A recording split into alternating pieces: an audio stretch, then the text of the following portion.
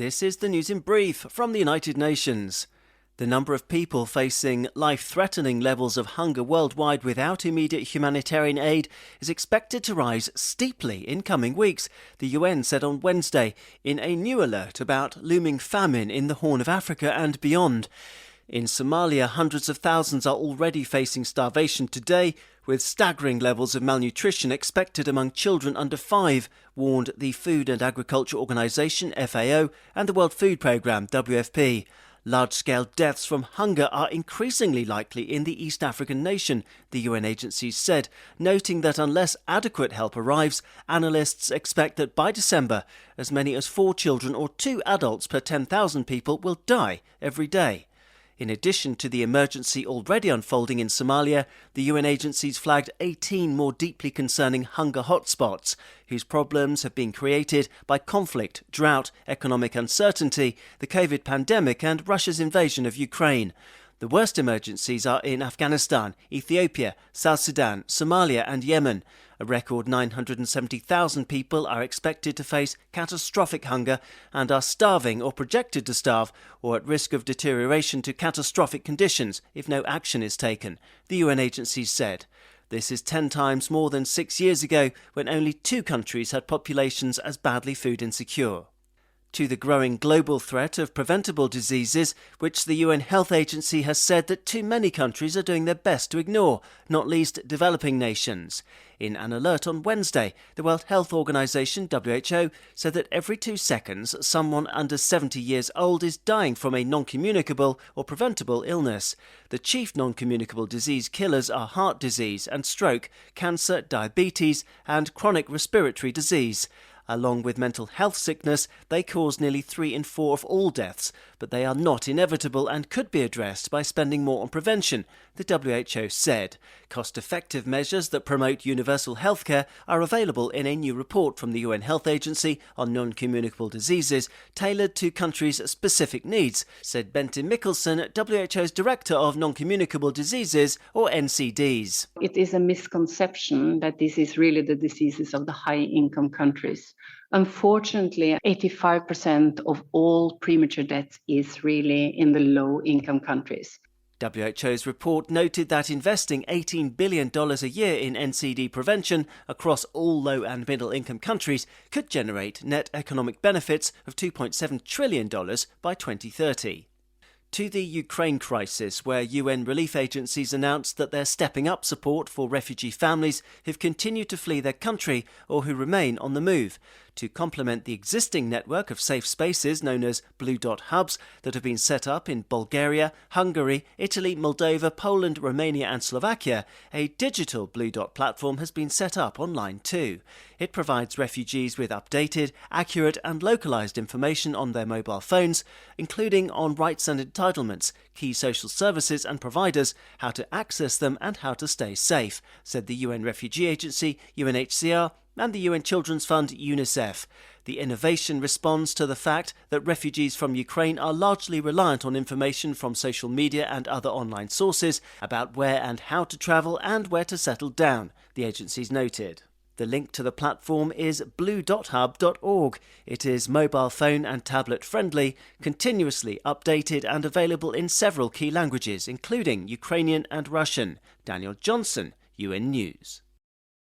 This is the news in brief from the United Nations. Ethiopia's people are once again mired in the intractable and deadly consequences of a war between government troops and forces loyal to Tigrayan fighters, top rights investigators said on Thursday. In their first report to the Human Rights Council in Geneva, the International Commission of Human Rights Experts on Ethiopia said they had reasonable grounds to believe that war crimes have been committed since the conflict erupted in November 2020. Crimes against humanity in Tigray were also ongoing, the report concluded, amid renewed fighting last month that broke a 5-month ceasefire, and violations such as extrajudicial killings, rape, sexual violence and starvation of the civilian population as a method of warfare. Commission chairperson Kari Betty Murungi cited information from credible sources that there had been an escalation in drone attacks employing explosive weapons with wide area effects in populated areas, And she told the council that Eritrean troops were also reportedly involved along the border separating the two countries, highlighting the risk that the conflict could affect regional stability. Humanitarian access into Tigray continues to be blocked, despite the dire humanitarian situation there, Ms Murungi said, adding that 6 million people had been denied access to electricity, the internet, telecommunications and banking for more than a year. We have reasonable grounds to believe that the federal government and its allies have looted and destroyed goods indispensable for the survival of the civilian population in Tigray, killing livestock, destroying food stores and raising crops while implementing severe restrictions on humanitarian access. Rejecting the report's findings, the Ethiopia delegation repeated its claim that the federal government had been subjected to unfair and biased scrutiny at the council for more than a year. Horrific testimonies from civilians targeted by Myanmar's military are yet another reason for the international community to take practical measures to halt the bloodshed, a top independent human rights expert said on Thursday. It is incredibly important for the world to give a damn, to stop failing the people of Myanmar and act, said Tom Andrews, UN Special Rapporteur on the situation of human rights in Myanmar. Mr Andrews, who reports to the Human Rights Council at the UN in Geneva, insisted that the military continues to bomb civilians in an attempt to subdue opposition to their de facto rule. He described how the junta's military forces had attacked a school in Sagang region last Friday, killing at least 13, including 11 children. The coordinated attack from the air and ground ended with soldiers picking up children's body parts and taking them away, the Special Rapporteur said. A school in a monastery and 2 helicopter gunships, foreign-made, foreign-provided, swooping in on this school while soldiers entered the grounds with automatic weapons firing away. Children, terrified, running, looking for cover. 11 of them at least killed, literally blown up.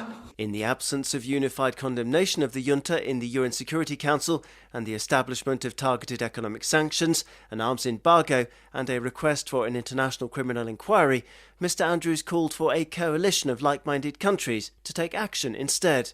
To Yemen, where the stricken oil tanker moored off the coast is one step closer to being made safe, after the UN announced that it has raised the $75 million needed to pay for the salvage operation. The rusting vessel has been anchored off the coast of Hodeidah for more than 30 years, but offloading and maintenance stopped in 2015 following the start of the war in Yemen between a Saudi-led coalition backing the internationally recognised government and Houthi rebels.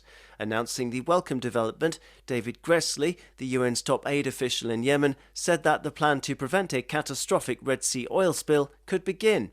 It's been estimated that if the ship, the Sefer, did break up, it would cost at least $20 billion to clear up, while also devastating the fragile economy of war-torn Yemen and triggering an even deeper humanitarian emergency.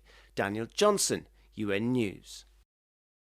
This is the news in brief from the United Nations. Half of Sudan's most severely malnourished youngsters are expected to die without urgent humanitarian intervention, UN agencies said on Friday. Spiralling recent problems in Sudan have their roots in a military coup in October 2021 that prompted a freeze in international funding for aid operations, and which has forced UN relief teams to cut rations in half in some cases. Here's UN Children's Fund, or UNICEF, representative in Sudan, Mandeep O'Brien. As we speak today, 650,000 kids are suffering from severe acute malnutrition.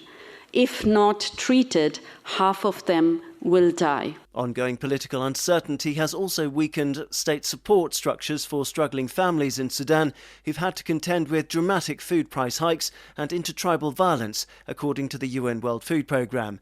It estimated that by the end of this month, up to 18 million people could go hungry every day, a rise of 3 million since the lean season started. After lashing parts of Puerto Rico and other Caribbean islands with 140 km/h winds, Hurricane Fiona is expected to make landfall in Canada late on Friday and Saturday. The UN World Meteorological Organization, WMO, said that Fiona would hit as a powerful hurricane-force cyclone with high winds, storm surges and heavy rainfall likely. Life-threatening surf and rip currents in the next few days are also expected along much of the east coast of the United States, the Bahamas, Bermuda and Canada's east coast. At least 5 deaths have been attributed to the hurricane, which barreled into Puerto Rico last Sunday. Aid agencies reported torrential rains and considerable damage, including power outages, landslides, fallen trees and power lines that made roads impassable and caused a bridge to collapse. From the UN Weather Agency, WMO, here's spokesperson Claire Nullis. So in Puerto Rico, more than 40% of the island was covered with 15 inches of rain, so that's 380 millimetres of rain. There was a maximum of 32 inches, which is 800 millimetres in 48 hours in some parts. I mean, these are just absolutely enormous quantities of rain. Almost 7 months to the day since Russia's invasion of Ukraine, UN-appointed independent human rights investigators said that war crimes have indeed been committed in the conflict. The finding came in the first report by the Independent International Commission of Inquiry on Ukraine, which was set up in March this year at the request of the Human Rights Council's member states. Much of the Commission's work focused on investigations in the regions of Kiev, Chernihiv, Kharkiv and Sumy, where allegations of the most serious rights violations were made against Russian or Russian-backed forces early in the war.